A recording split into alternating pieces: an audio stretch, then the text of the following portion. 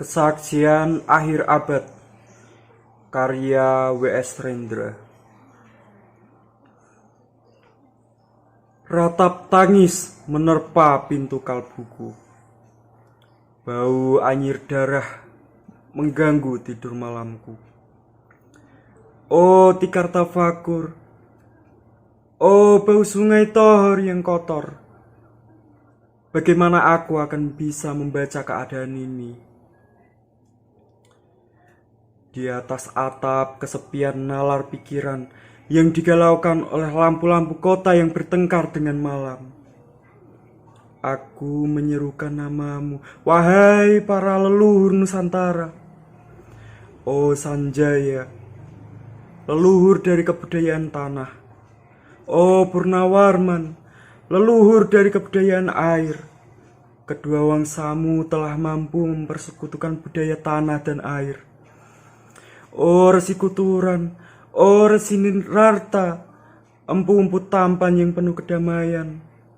Telah kamu ajarkan tatanan hidup yang aneka dan sejahtera, yang dijaga oleh Dewan Hukum Adat. Oh bagaimana mesti aku mengerti bahasa bising dari bangsaku kini. Oh Kacau Lalido, bintang cemerlang tanah Ugi, negarawan yang pintar dan bijaksana. Telah kamu ajarkan aturan permainan di dalam benturan-benturan keinginan yang berbagai ragam di dalam kehidupan. Ada, bicara, rapang, dan wari. Oh lihatlah wajah-wajah berdarah dan rahim yang diperkosa, muncul dari puing-puing tatanan hidup yang porak-poranda. Kejahatan kasat mata, tertawa tanpa pengadilan, kekuasaan kekerasan, berak dan berdahak di atas bendera kebangsaan. Oh anak cucuku di zaman sibernetik, bagaimana akan kalian baca prasasti dari zaman kami? Apakah kami akan mampu menjadi ilham kesimpulan, ataukah kami justru menjadi sumber masalah di dalam kehidupan? Dengan puisi ini aku bersaksi bahwa rakyat Indonesia belum merdeka. Rakyat yang tanpa hak hukum bukanlah rakyat merdeka. Hak hukum yang tidak dilindungi oleh lembaga pengadilan yang mandiri adalah hukum yang ditulis di atas air. Bagaimana rakyat bisa merdeka bila polisi menjadi aparat pemerintah dan tidak menjadi aparat hukum yang melindungi hak warga negara? Bagaimana rakyat bisa merdeka bila birokrasi negara tidak menjadi aparat rakyat, melainkan menjadi aparat pemerintah yang berkuasa? Bagaimana rakyat bisa merdeka bila hak pilih mereka dipasung, tidak boleh memilih secara langsung wakil-wakil mereka di Dewan Perwakilan, dan juga tidak boleh memilih secara langsung camat mereka, bupati, wali kota, gubernur, dan presiden mereka. Dan partai-partai politik menganggap rakyat hanya abdi partai, yang dinamakan massa politik partai, kaula partai, atau hamba partai.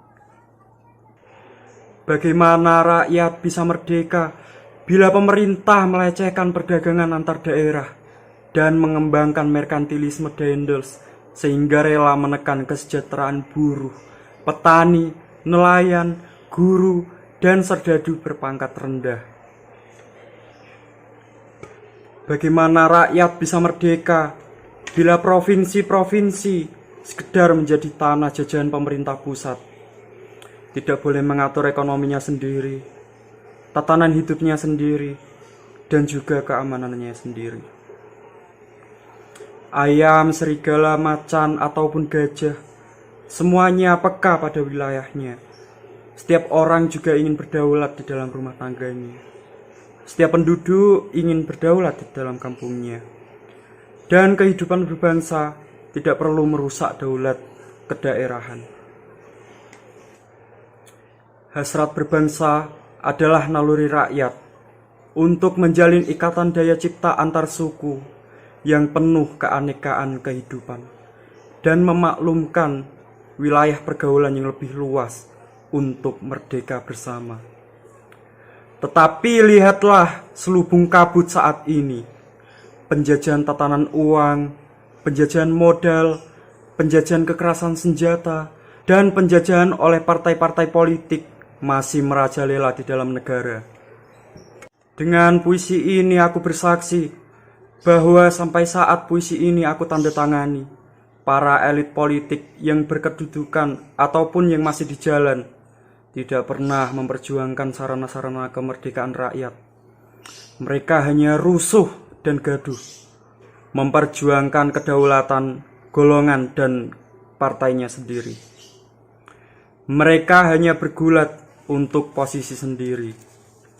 Mereka tidak peduli kepada posisi rakyat, tidak peduli pada posisi hukum, posisi polisi, ataupun posisi birokrasi. Dengan picik mereka akan mendaur ulang malapetaka bangsa dan negara yang telah terjadi. Oh Indonesia, Indonesia, negara yang kehilangan makna. Rakyat sudah dirusak asas tatanan hidupnya, berarti sudah dirusak dasar peradabannya, dan akibatnya dirusak pula kemanusiaannya. Maka sekarang negara tinggal menjadi peta, itu pun peta yang lusuh dan hampir sobek pula. Pedangkalan kehidupan bangsa telah terjadi. Tata nilai rancau, dusta, pencurian, penjarahan, dan kekerasan halal. Manusia sekedar semak belukar yang gampang dikacau dan dibakar. Paket-paket pikirannya murah dijajakan. Penalaran amarah yang salah mendorong rakyat terpecah belah. Negara tidak mungkin kembali diutuhkan tanpa rakyatnya dimanusiakan. Dan manusia tak mungkin menjadi manusia tanpa dihidupkan hati nuraninya. Hati nurani adalah hakim adil untuk diri kita sendiri.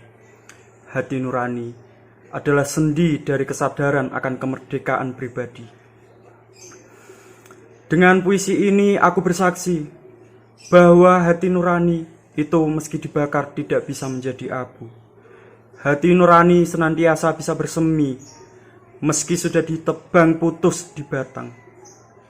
Begitulah fitrah manusia, ciptaan Tuhan yang Maha Esa.